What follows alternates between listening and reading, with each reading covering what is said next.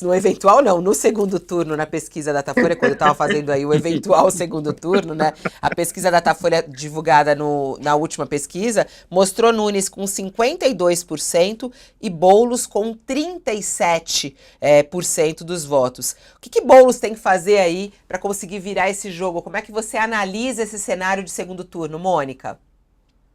Olha, que a situação é difícil, até conversando dentro da campanha dele, a gente sabe que eles também sabem que é difícil. É impossível? Impossível não é, né? Já no Brasil já a gente já viu viradas, mas é complicado. Agora, o Boulos pode ter apoios amplos, né? Ele vai ter, além de Lula, que eu imagino que vai se dedicar mais à campanha de São Paulo, tá com a Marta, vem Geraldo Alckmin, vem Márcio França, vem mais ministros, né? Amplia um pouquinho. A Tabata já declarou voto nele, ampliando um pouco mais e tentando fazer uma campanha, e tentando especialmente, Fabiola, qual que é o calcanhar de Aquiles aí do Guilherme Boulos? É justamente onde ele é mais forte, que é nas periferias da cidade. A população que ganha até 2 salários mínimos, que votou massivamente no Lula em 2022, que deu ao Lula vitória na capital, agora não foi para o Boulos com a força que se imaginava que poderia ir, sendo ele o candidato do Lula. Né? O prefeito Ricardo Nunes conseguiu segurar a periferia de São Paulo, e isso por quê? Muito em função de ele ter, a prefeitura sempre tem uma máquina, tem obras, né? A prefeitura, quer dizer, o candidato de oposição em qualquer lugar do mundo, ele não tem obras para entregar, porque ele não está no poder. Né? O prefeito tem obras para entregar, entregou, segurou o caixa, né? É muito criticado por ter feito tudo na última hora, mas no seu último ano e meses aí de mandato, mas segurou o caixa e acabou fazendo uma enxurrada de obras mesmo nesse momento, né? Isso pesou na periferia, pesou também o apoio de muitos vereadores, né? Vereadores com estruturas gigantescas, teve muito dinheiro para vereador de todos os partidos esse ano em São Paulo. Então, tudo isso figurou a periferia com o Ricardo Nunes. Se a gente for ver as tabelas do Datafolha, a gente vê que é ali, na população de até 2 salários mínimos, que se deu a disputa maior entre o Ricardo Nunes e o Guilherme Boulos. Né? Na classe média, a disputa do Ricardo Nunes foi contra o Marçal, na classe média de 2 a 5 salários mínimos. Então, o desafio para o Boulos é ir para essa periferia e pegar esses votos para ele, né?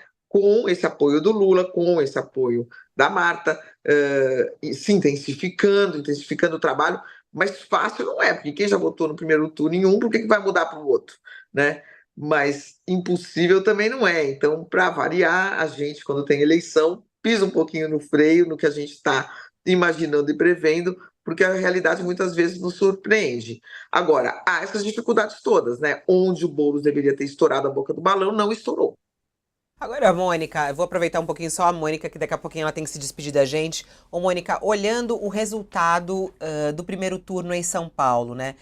Muito se temia aí do que pudesse acontecer num eventual segundo turno entre Marçal e Nunes, ou Marçal e Boulos. O que você achou que tirou Marçal do segundo turno, Mônica? Foi exatamente o laudo falso ou não? Você acha que isso teve um peso? Eu acho que é o seguinte: numa eleição que você tem empate triplo, qualquer coisa importa, né? E os candidatos se esforçam muito para, né, na reta final, ter só notícia positiva para eles, né?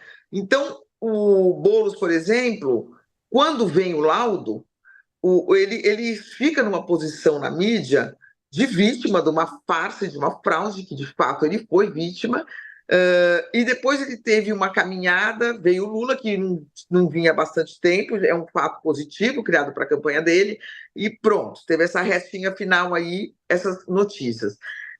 O Ricardo Nunes teve uma notícia boa para ele. Qual foi a notícia boa? Foi a live do Jair Bolsonaro. Em que condições ela foi feita, Fabiola, já é história para muitas reportagens da Folha de São Paulo ainda serem feitas, porque o Bolsonaro fez aquela live praticamente na marra, né? Pressionado tremendamente, inclusive, pelo vice dele, pelo vice que ele indicou para o Ricardo Nunes, o Coronel Melo, que foi para o Rio de Janeiro, sentou do lado dele, fez ele falar o nome do Ricardo Nunes, arrancou ali na marra, pressão do Tarcísio, pressão de todo lado para ele honrar o compromisso que ele tinha firmado de apoiar o Ricardo Nunes. Então, essa live, a notícia que se tem de pesquisas, de trackings, de tudo, ela segurou um eleitorado que podia ir para o Marçal na reta final e podia fazer o Marçal subir um pouco mais nessa reta final. Então, a live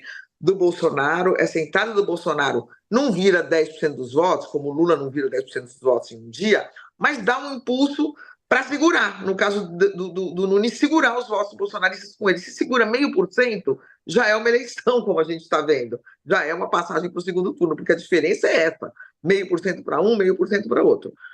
E, além disso, o laudo. O laudo falso fez o Marçal ser exposto negativamente na mídia, e mais do que isso, fez ele perder as redes sociais dele, que são um instrumento poderoso de comunicação dele. De fato, ele tinha 15 milhões no primeiro Instagram dele. Quando foi suspenso, ele criou outro, foi para 5, 6, 7, eu acho que está agora. E quando foi suspenso na hora do laudo, por causa da divulgação do laudo, ele criou outro que foi para 1 milhão rápido, em pouquíssimas horas. Então, era um instrumento poderoso que ele perde. Então, ele só teve uma notícia.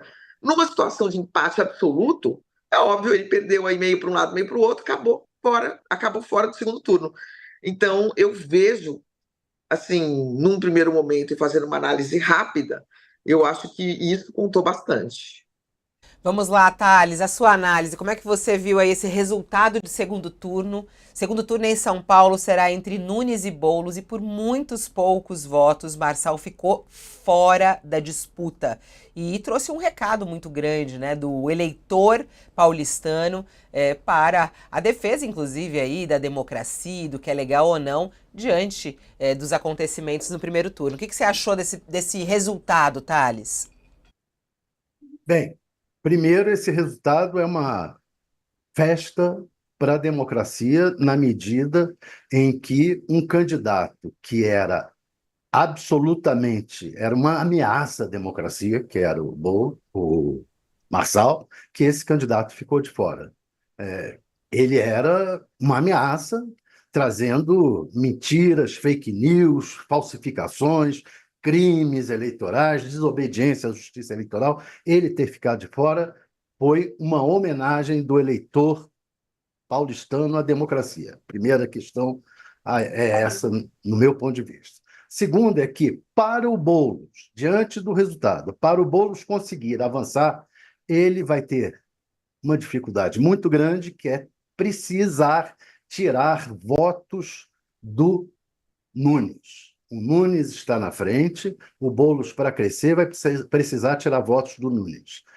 Onde, como bem lembrou a Mônica, é a periferia, que é o lugar onde o Nunes teve mais votos do que o Boulos e que o Boulos precisa avançar. Ele tem uma arma potente, aliás, 3 armas potentes. A maior delas é o Lula, a outra é a Marta Suplicy, a outra é a Luíza Erundina. São armas potentes na periferia de São Paulo.